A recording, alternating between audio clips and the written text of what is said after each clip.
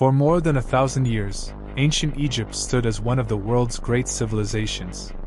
But by the 6th century BC, a new imperial power was rising in the east, the Persian Empire, led by kings who commanded lands stretching from the Indus River to the Mediterranean.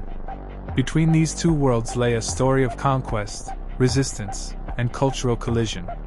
When Cambyses II, son of Cyrus the Great, set his sights on Egypt in 525 BC, the kingdom of the Nile was weakened by internal turmoil. Pharaoh Psamtik III, young and inexperienced, stood against an army unmatched in size and organization.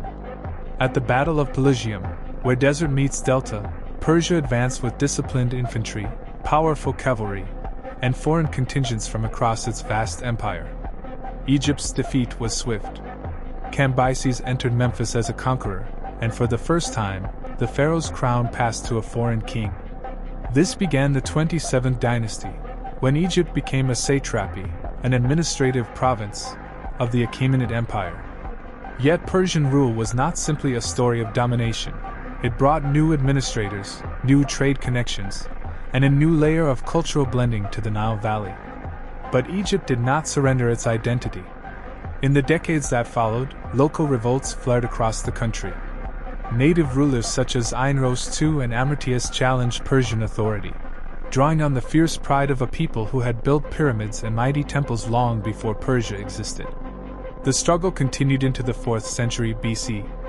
Under Artaxerxes III, Persia reconquered Egypt after a brief period of independence, restoring imperial rule with harsh efficiency.